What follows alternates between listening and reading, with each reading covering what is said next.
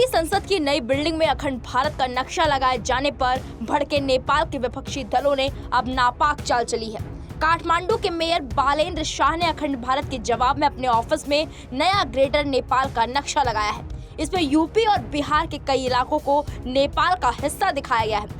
वहीं नेपाल की सरकार ने अब तक इस मामले में कोई प्रतिक्रिया नहीं दी है, लेकिन विपक्षी दल इस पूरे मामले को बेवजह गरमाए हुए हैं।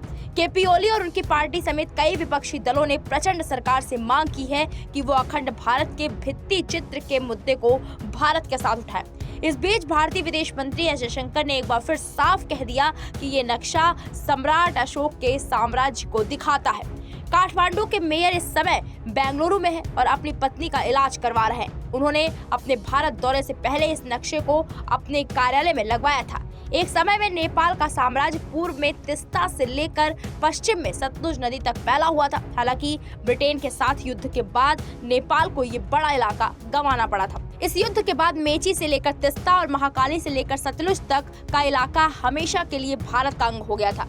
इस नए नक्शे में यूपी का गोरखपुर और उससे लगा इलाका और बिहार के कई इलाके नेपाल का हिस्सा दिखाए गए हैं। मीडिया रिपोर्ट्स के मुताबिक नेपाली मेयर के कार्यालय में लगे ग्रेटर नेपाल के नक्शे में पूर्व में तिस्ता और पश्चिम में कांगड़ा तक का भारतीय इलाका दिखाया गया है। इतना ही नहीं, नेपाल में अब ये मांग उठ रही है कि इन इलाकों को नेपाल को वापस किया जाए।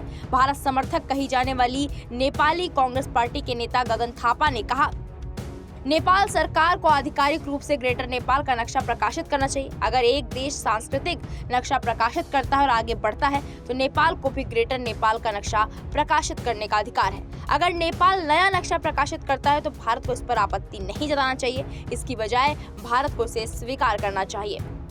इस पूरे अखंड भारत विवाद में हाल ही में नई दिल्ली की यात्रा पर आए नेपाल के पीएम प्रचंड ने भारत का बचाव किया। उन्होंने कहा, हमने इस मुद्दे को भारत के साथ उठाया है, लेकिन इसकी डिटेल हम मीडिया में प्रकाशित नहीं कर सकते।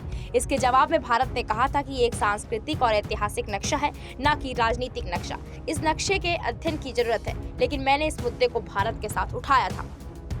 इससे पहले अखंड भारत नक्शे के मामले में नेपाल के पूर्व प्रधानमंत्री बाबूराम भट्टाराई ने भारत को चेतावनी दी थी। भारत और नेपाल के बीच इस समय कालापानी, लिपुलेख और लिपियानधुरा को लेकर सीमा विवाद है। ये सभी इलाके अभी भारतीय नियंत्रण में हैं और नेपाल इन पर अपना दावा करता है। साल 2020 में चीन के इशारे पर नाचने वाले केपी ओली ने इन इलाकों को नेपाल का हिस्सा बताते हुए नया नक्शा जारी किया था। इसके बाद दोनों के बीच रिश्ते रसातल में चले गए। अब इस पूरे मामले को लेकर आपकी क्या राय है, कमेंट बॉक्स में जाकर जरूर बताएं।